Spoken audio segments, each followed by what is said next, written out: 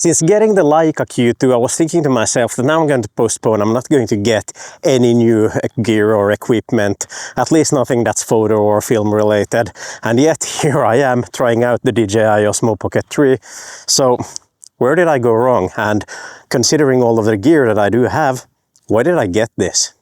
Now, despite it might be just a little bit technically inferior, sometimes the best camera that you can have to use is the one that doesn't require so much thinking and so much mental effort. And this might just be it. Perfect for you, because thinking clearly isn't your strong suit on set. Yeah, exactly. And well, wait a minute, whatever.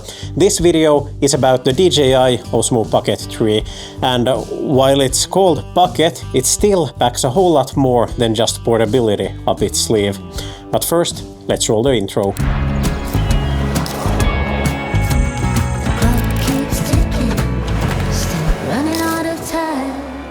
Setting up a flash, I was thinking that we could have it as a fill light from the shadow side. We're taking a portrait. Step to your... Actually, let's take step towards there. There we go. And still a bit more to there. That's good. What are you looking for? Hey there, if you're new around here, my name is Andreas. I'm a husband, a father, and I'm actually a full-time medical doctor working at the local ER. And besides all of that, with the very few limited hours I have available in my week, I actually run this YouTube channel where I talk about all things content creation from the perspective of a person who is very limited on time. So if you're in the same boat that you have so much on your table, you're working a full-time job, and still, besides all of that, you want to build something creative, hit subscribe because I make videos just for you. Now, despite the professional image quality and everything we get out from cine quality gear, having an anamorphic lens, the DJI LiDAR autofocus, 5, 6 or even a 7-inch monitor, all of it comes with its own, how would I say, set of problems. But instead, with the Pocket 3 you can pretty much just power it on, hit record and start shooting. Now, comparing both of these two worlds in the same video or something is kind of an apples to oranges comparison, and I get it. But hey, both of them shoot video, and at least from the perspective of a content creator here on YouTube, as I mentioned, I'm not a true filmmaker in the sense that I'm not working on a movie set. They both shoot video, and they both can be used in role for, how would I say, as an A camera in whatever it is that we're shooting. They both overlap to a degree in terms of use purpose. Now, I had the Osmo Pocket 3 to test out for a few days, but obviously not anymore. Thus, I'm not fidgeting with it instead, but instead hold whatever I can find here around the studio. Now, also as a disclaimer, this video is not paid by anyone, there's no sponsorship or anything. As a matter of fact, the only financial gain I have from making this video is the affiliate links down there in the description. That being said, let's talk about the Pocket 3. So the first thing you'll notice when you're picking up it in your hands is you'll notice how small it actually is. And yes, that is obviously the main selling point, but it's more also than just cute. It's a rather versatile camera. And for one, its small size means that you don't have to make a lot of decision making into whether you want to bring it along with you for a trip or not. As it comes with the DJI made hard case, it protects it rather good. So I mean, you can just throw the camera in the hard case and throw it in a bag. I know a person who's going to have a stroke after watching this.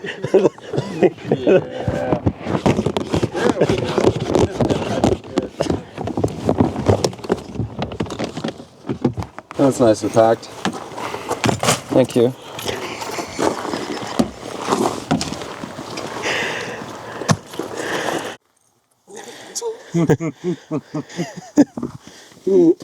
And throw it in a bag and forget about it in case you really don't need it. I mean, it doesn't take that much space. Or in your case, toss it in a bag, forget it, and remember it 2 hours before having to return it. Yeah, so that might have happened. Now, in all honesty, the few days I had to try it out, I really didn't get into the habit of actually using it. You see, the main problem wasn't per se the camera itself, but more so my habits. Now, to understand a little bit better where I'm coming from, my background is that everything I've been shooting has mainly been with the Sony a7S III, and more in so of a filmmaking rig setup, meaning that I've obviously had the top handle over there, either my 5 or 7-inch monitor, of course, course, then an external microphone, and you kind of get it that then suddenly being with the Pocket 3, which is teeny tiny with the small built-in gimbal and everything, it kind of feels very different to shoot with. But to start off with the basics, Dusty, who is this camera really intended for? Who's it for? Easy, it's for the traveler who packs light, the vlogger who hates tripods, the parent who wants smooth baby footage without lugging a cinema rig, and the gear hoarder who needs just one more camera to complete their kit. Basically, anyone who wants good video without needing a forklift or a film degree. Yeah, exactly.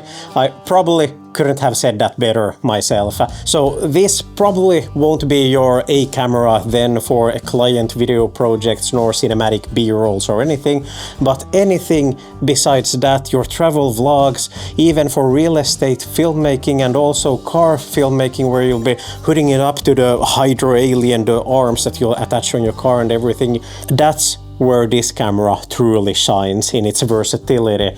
Plus then, it's your main camera you'll just be taking everywhere on road trips. Yeah, you name it, it truly is versatile. Well, what about the gimbal? And to be fair and summarizing how it works, is that despite you're holding it in your hands and you're watching the little display there, seeing how it looks, it makes you kind of want to double check that is the camera actually on a tripod or is it in your hands? I mean, that is how steady it really is. It'll stay fluid and level despite you're moving like a highly caffeinated squirrel or something. And from my perspective, at least seeing at it as a freelance filmmaker, the real selling point is the active tracking.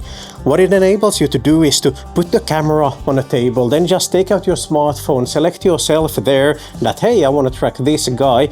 And after that, what you really can do is that you can move around your camera in all different directions, left and right and so on.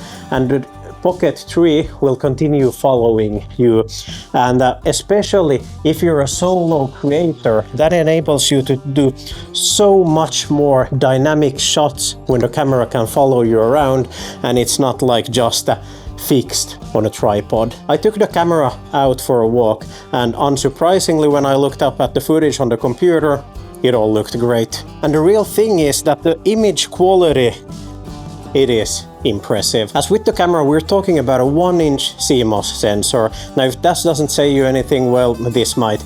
It shoots 4K video, you can shoot slow motion up to 120 FPS, the color depth will be 10-bit, so I mean, that's everything. The image quality is going to be super crisp. And if you need a little bit more zoom, considering it's a fixed wide-angle lens, the 4K quality and the detail in it allows you to punch in a bit and thus kind of fake a zoom in there. And 120 FPS slow motion, it's going to be smooth slow motion. And with the bit depth and everything, I didn't, in all honesty, try to color grade it because I didn't get any that epic shots that I would have wanted to color grade, but just a few test shots, yeah, it seemed to perform decent. So in decent light, with very little to minimal effort, you'll get a good looking image with natural colors. And testing it out during the summer nights in Finland where we have this thing called midnight sun, I really wasn't able to test out the low light capabilities of it. Now the Pocket 3 might be small, but it really doesn't feel like a toy. Now if you recall the original DJI Mavic Mini drone, that one really felt like a toy. Of course it was DJI's first drone hitting the 249 gram weight, but if you think about DJI's more recent drones, they, in my opinion, don't feel like toys, and the Osmo Pocket 3, it's not a toy. And what really impressed me, as a matter of fact, is the rotating screen that it has. It's easy to just with a small flick to rotate it and bam, automatically the camera switches also to vertical mode and you're ready to shoot for social media. And talking about the display, also the quality from it, it feels sharp, it's bright in sunlight, and the touchscreen in it, it's really responsive. So that being said, there's not much to critique it from the build quality. Downside is that I only played with it for a few days. Long term, I have no idea how it'll hold up. The initial impression is just that it'll probably hold up good. Can't see why it wouldn't. And then there's audio, which is often the weak point in all cameras. As the saying goes, bad video with good audio goes a long way, but if your audio sucks, despite the video being good, well, nobody's gonna watch a single second of that footage. Now, I didn't test the onboard microphone on it, because why would I? Instead, I went directly with the DJI Mic 2, which I'm running right now here. With the lavalier microphones, you can hook it up really close to you. You'll get crisp audio, regardless of the distance to the camera and everything. Plus, on the DJI Mic 2, you can also use 32-bit floating point audio as an internal recording on this one here, and that might just be the reason for you to get the DJI Mic 2 paired with the Pocket 3. Which means you've officially run out of excuses for bad audio. No more blaming the wind, the room echo, or the time you accidentally forgot to hit record. If it sounds bad now, it's on you. Now, despite all of these, the Pocket 3 isn't a perfect camera. It still has a few trade-offs, so let's talk about them. It's not a cinema camera. It lacks in depth of field. And if you do need shallow depth of field, well, good luck shoving an 85mm f1.2 in your pocket. It's also fixed wide-angle lens, meaning the only way you can punch in is by cropping in, and despite the image quality is good, it's crisp, there's only just so much you can crop in to fake a zoom. Secondly, the screen on it is small. I already praised the good quality of it, how it feels, how it looks, but despite all of that, it's very small. So yeah, I get it. A smaller screen is more portable, it's lightweight, it doesn't take that much battery, while a larger screen allows you to see whatever, but it's not as portable. Go figure. And the final thing I would actually critique on it. This is mainly about the footage. At times, the footage that it renders when you're looking at it from the computer, it looks just great. So much that at times I'm questioning whether it even makes sense to vlog on a Sony a7S III, because the Pocket 3 creates so good looking footage. However, sometimes there's the situation that when you're doing a footage review, all of it somehow just look overly digitally sharpened and crisp, kind of as a early day smartphone footage. Most of the time you wouldn't notice, but at least I personally hate so much this overly sharp clarity style image that you get at least from older Androids. Now, benefit of the doubt, it might be user error just about the settings in the Pocket 3, so correct me down there in the comments in case there's just a setting to turn off the sharpening. Now, final point about the price. At the time of making this video, it costs around $500, and before you had your hands on it, it might feel a bit expensive. However, once you've seen the footage in it, you've seen how it behaves, how actually fucking stable that gimbal is, then you'll understand and you'll start to consider that it's kind of rather cheap. So to summarize all of this, the Pocket 3 isn't here to replace my main camera, probably not yours either. However, what it's going to most likely be, it's going to be the vlog camera you're always carrying with you in case you're going somewhere. It's going to be your #1 travel buddy. The best thing is the camera doesn't care what you're doing. You can be hiking, running, and the footage will be so stable. You can go out in the city center and vlog, and because of its small size, it's going to be so inconspicuous that people won't be noticing what you're doing. They wouldn't care what you're doing. Compare that to the old DSLR days when you'll have this big junky 2-kilo sledgehammer and you'll be talking to it and everybody's like, what the hell is wrong with that guy? What is he seriously trying to do? Yeah, the Pocket 3 is not going to gather that kind of attention. So for vloggers, travel creators, and even casual shooters who just want a easy point-and-shoot video camera, it's an easy recommendation, as the risk of fucking up your footage with the Pocket 3 is 0 to none. I mean, literally, you could hand it over to your mom and she'll get good footage with the Pocket 3, and I can't say the same if I would be handling her a cinema rig or anything. So if portability, ease of use, and gimbal stabilized footage is more valued to you than shallow depth of field, then obviously this is a no-brainer. It's an essential tool in your toolkit. So if you enjoyed this video, make sure to hit the thumbs up button down there, and also subscribe so you don't miss out on the future junk I post here regarding content creation. And occasionally, we make fun of Andreas' coffee addiction, overcomplicated camera rigs, and his uncanny ability to start filming 5 minutes before deadline. Yeah. Thanks for riding fences with me today, and I'll catch you next time. See ya. Assuming he doesn't lose the camera before then.